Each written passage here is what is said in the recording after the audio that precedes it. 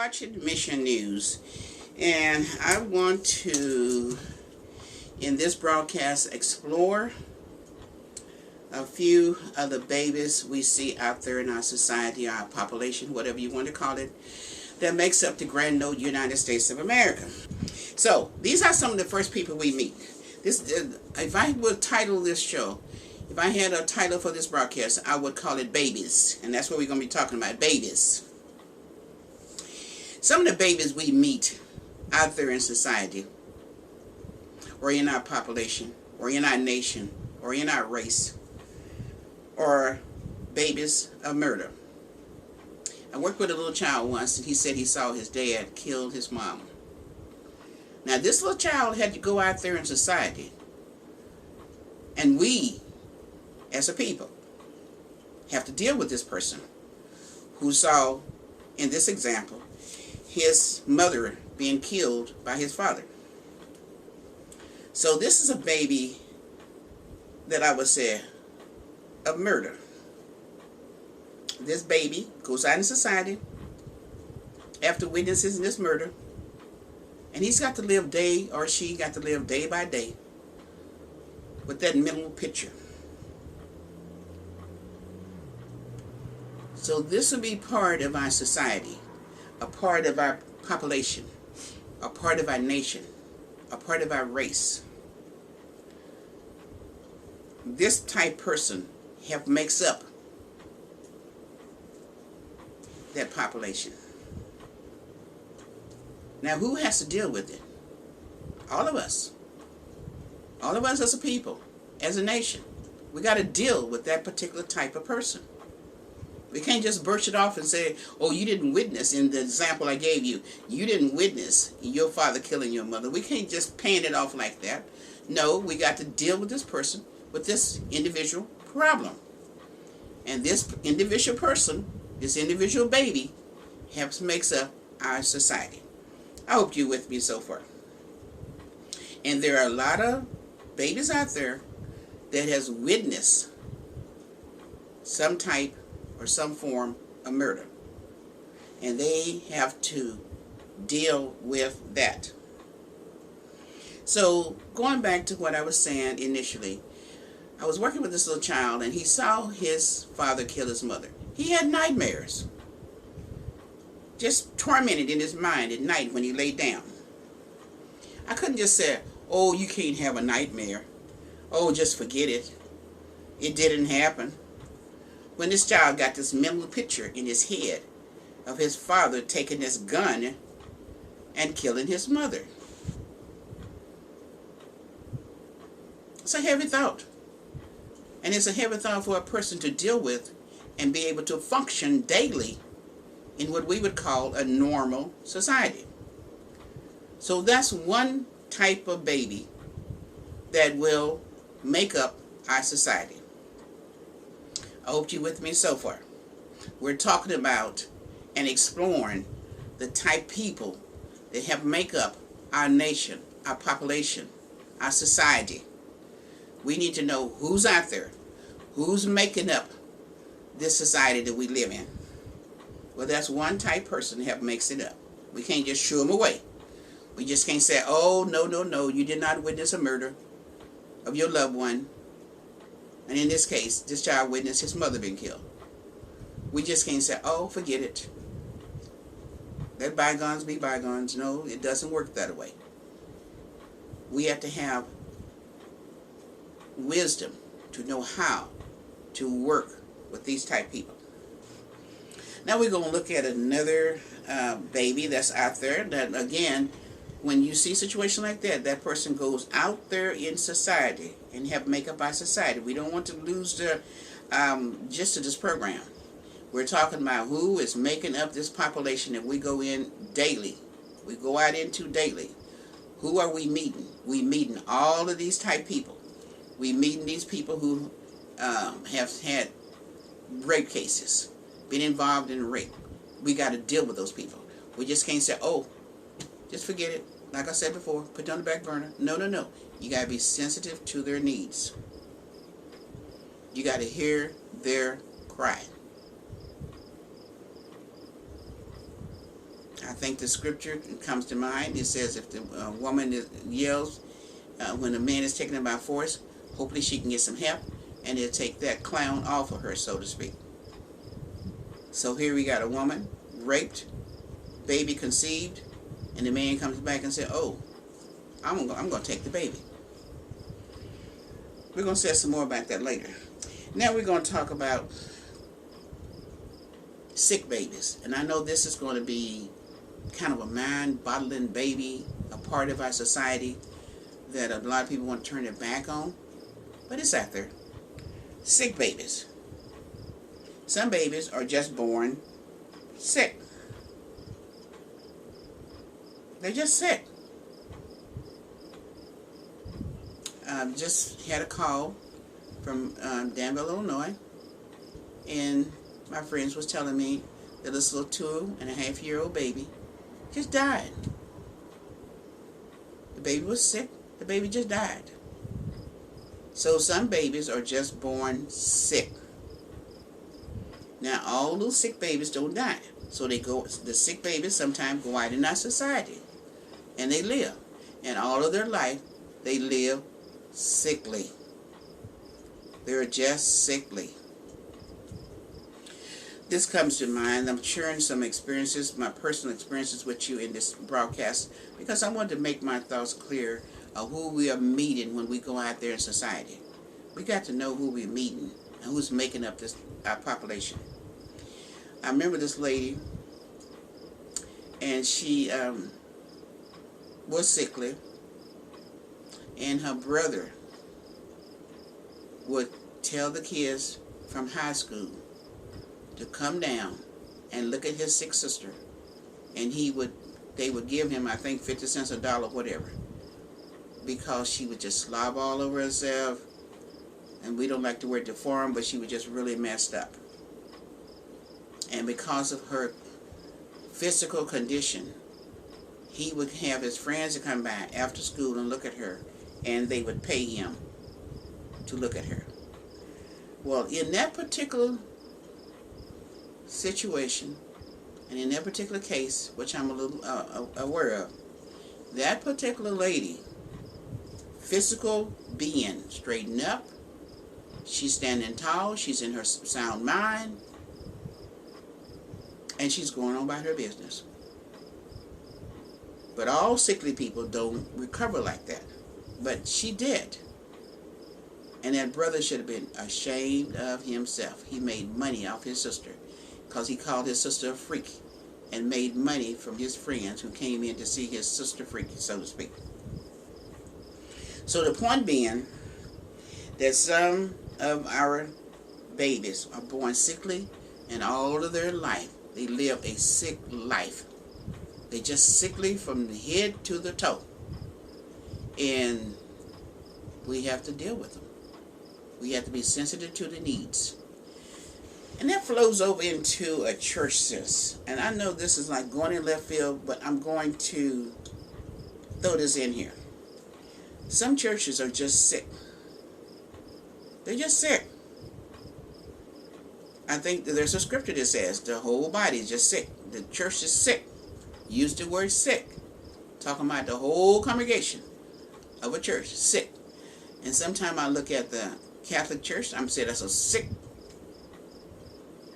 And I'm not talking about all of them, but I'm just talking about the sick. One young man was saying DNA, it's just in their DNA for the priest to molest the little boys. That's a sick person to do such a thing and bring the whole church down as a whole because of your sickness in your mind. It's all in the mind. Years and years and years, year after year after year, you see the priests molesting little boys. And no wonder the guy on TV says it's in their DNA. But I rather say it this way. You're sick. You're just sick in your mind. So the point being here with this particular baby is that some babies are born sick and they're out there in society and they just sickly all of their whole life on earth. They're sick somewhere from head to toe. There's something always sick about them. And when we see people like that, we have to deal with those people and be sensitive to their needs. We're going to look at another baby that helps makes up our society, our nation, our population, whatever you want to call it, and that's the transgender people. Now, God made man, male and female. He reached down on the dirt, the ground, got some dirt up, formed man, blew the breath of life in it, and brought a man forth. Now, the transgender people have said that they don't know if they're male or female. God made male or female. He made male and female, rather.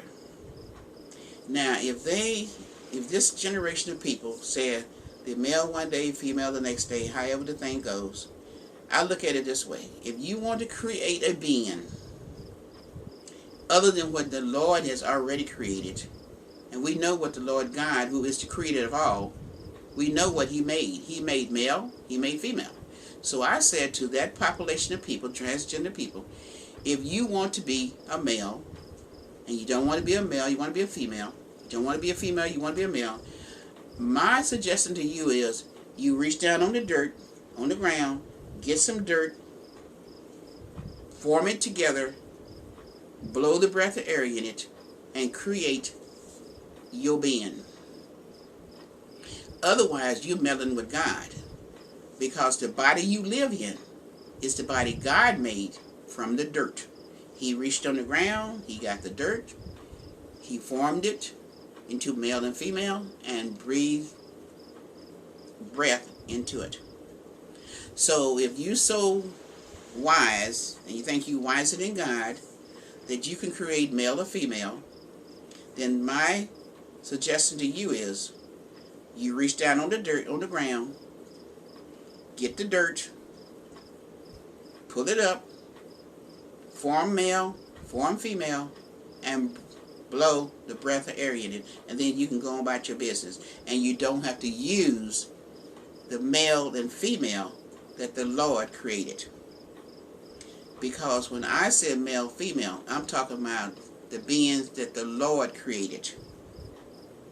And again, if you're so wise, you want to be male one day, female the next day, I think you ought to reach on the ground, get some dirt, bring it up, form it into whatever you want to form it in. That's what I have to say about these transgenders. God made male and female. We don't want to meddle with God. We just don't want to do that, because David said in so many words, we don't want to fall in the hands of an angry God. All these sexual dilemmas, just dirty sexual habits, God's wrath is going to come down on it, just like he did in Sodom and Gomorrah. And I don't want to go into the story talking about that, but we know what happened to them. So that's some more people that help make up our society. Now we're talking about another group of babies that help make up our society, which is the abortion. Sometimes the woman wants to abort a baby, and the abortion is botched, so to speak, and the child comes out all messed up. And then that child has to go into society, in our nation, and we have to deal with it. We have to be sensitive to that child's need, because the abortion was messed up. So in some back room or whatever, try to get an abortion, try to abort the baby, and then fully complete the abortion, and that child still lives. That child is out in society, and then we have to live with that baby. That's another part of our population, and we have to be sensitive and live with those people. Somebody asked me once, said, Sister Lyle, do you believe in abortion? What are your thoughts on abortion? Just threw both of those questions out to me. I said, I'm not confused on abortion. Not at all. When you abort a baby, I think there's legit reasons that this is a woman's right, that you can abort a baby. And the only two reasons I would tell anybody that I believe in, and I will say this until the Lord give me better wisdom. I believe in the case of incest, that baby should not live. Abort that baby. If your dad or your brother or your cousin, your uncle, whatever, take you by force and have sexual relationship with you and you bring forth the baby, I think that baby should be aborted. And in the case of rape, I told you I'd get back to it. In the case of rape, I think that baby should be aborted. Those are the only two exceptions that I believe a baby should be aborted. Any other reason that you can conjure up that a baby should be aborted, I do not agree with it. I only have those two reasons in my mind's eye that a baby should be aborted: through incest or rape. Now, if you got greater wisdom, then you just use your greater wisdom, because that's the stand I make on abortion. I don't think the Lord want the woman to have to carry a child by her own father or her own brother or uncle, whatever. Then somebody said, well, remember the story of Lot in the Bible where the two sisters went in and had baby? We know that story. But also the Bible tells us that every man should have his own wife. So it didn't tell you to keep having sex with your dad. And that was done for a special reason back in those days. But that's not the case today. So I don't use it as an excuse to say that the dad should be having sex with his daughter. Daughter should be having sex with the brother or the uncle or whatever, grandfather, whatever. That is just a lot of crazy sexual drama. So abortion, yes, I believe that, again, to repeat it, to make it crystal clear, I believe that if there's a case of incest, that baby should be aborted. In the case of rape, when you've been taken by force against your will, that baby should be aborted. Now, all of that goes out into our society, have make of our society. And we just talked about incest. Incest is bloodline. You're dealing with the bloodline. And it's just terrible that that bloodline is so close. Some people will say it this way. They say if the person is a baby come forth out of incest, said most of them are has mental dilemmas. They're mentally challenged, however you want to say it. And I know a few that just might fit that little saying. They're mentally challenged, because I know this one family down through my life that I met, and the two children were ancestral babies, and they were mentally challenged. So that's just one case out of many more that might be out there. But in that case, the little saying did pan out that they were mentally challenged. So again, I'm thinking that that's bloodline that the Lord has told us against, declared against. He says an abomination. So you shouldn't do that. But these are people that's out there in society that we have to deal with. Now we're looking at two more, and then we're going to close our thoughts. And I'm hoping that you stay with me. Again, we're talking about babies that go out into society, that we have to, and become adults, that we have to deal with their concerns in life in a sensitive manner. Surrogate mothers. There was a lady that come to my house, and she said to me, she and her sister had a hard time trying to have a baby. So finally she gets pregnant, and she says both of them married, and she said to her husband, after all this many years and after all this trying, we finally having a baby. But my sister has come to me and said, well, I have a baby for her. And she wanted to know if I thought that was a good thing to do. And I said, don't ask me that question if you don't want my answer, because I'm going to give you what's in my heart. So I said to her, if you have this baby for your sister, your brother-in-law's sperm is going to be injected into you, and you're going to have this baby for your sister. I said, that is an abomination to God. And no, I do not agree. I do not think that you should do that. I said, now you asked me the question, I gave you the answer. Now, along with that, I'm thinking about Hannah. Every woman, even though the Bible said, go forth and multiply, Every woman is not to have babies. They're not built to have babies. They're not made to have babies.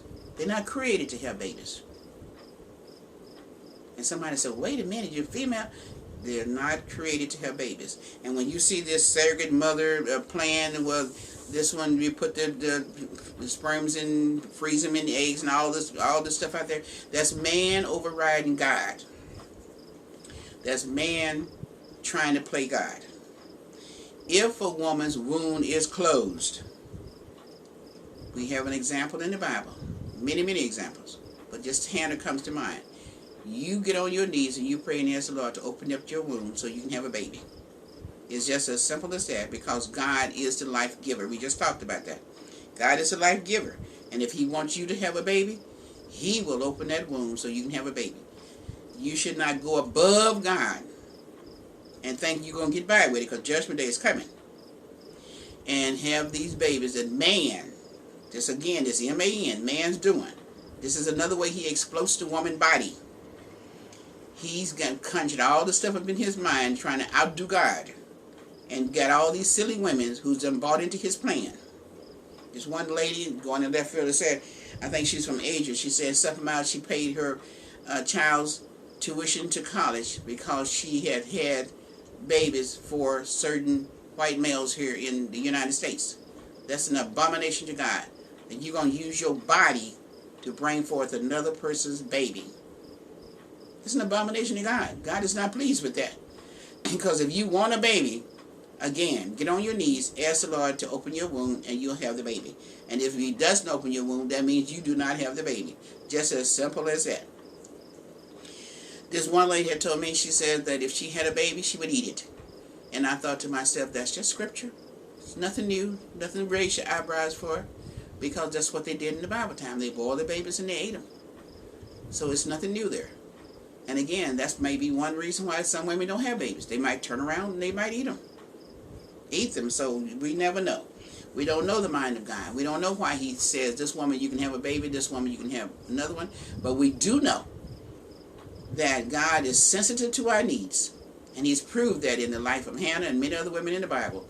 If you ask him and get on your knees and sincerely pray to him and ask him to let you have a baby with your husband, he will do just that, because he will give you the desires of your heart. And the last one is adoption. This is a very, very popular program that we see. And only God knows I detest it. But at any rate, these are kids that go out into society that we have to deal with. I'm just sharing this with you.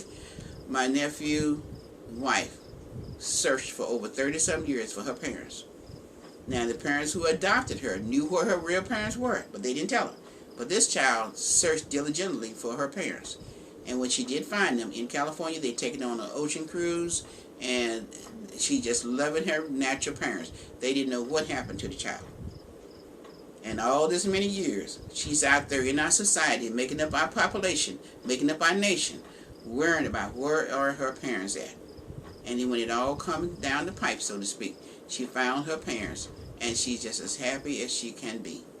So what I'm saying here, according to this baby goes out to help make up our society, these people are hurting, they feel guilty, and all this stuff is a burden on them. But they're in society, and we have to deal with them. Now, some parents that don't adopt the kids, it don't work out like it was with my nephew. They do not find their parents. But in her case, she was able to find her parents. And she was happy that she was able to do that. But in the meantime, she was out there in society, along with many, many, many others, searching every day, looking for her parents. Now, when you run into people like that in the society, you got to be sensitive to their needs. So this wraps up our thoughts tonight. There's many, many more different types of people in our society that makes up our society, rather, that I did not discuss tonight. But I just went over these 10 different ones that hopefully you would get a thought from. And just to recap, we talked about babies from murder, and we find so many kids today, they just killing each other. where are these kids coming from that just want to kill each other? Not only do the child see someone getting killed, they got to live with it. I'm just throwing this in here before I close. But we got little children now picking up guns, killing each other. And we got to deal with those kids out there in our society who actually are murderers. So to recap, we talked about babies from murders. We talked about stillborn babies. We talked about babies from rape, cocaine or sick babies, drug babies, transgender babies. We talked about abortion. We talked about incest. We talked about the surrogate mother. And lastly, we talked about adoption. So, again, final thought. When you go out your front door or your back door or whatever, and you meet all these people that makes up our society, makes up our population, makes up our generation, you have to know that they all come from different walks of life, and you have to be sensitive to their needs to be able to have a little experience of what they have experienced in life, to be able to get along with them so that we can even have a better and a greater life together.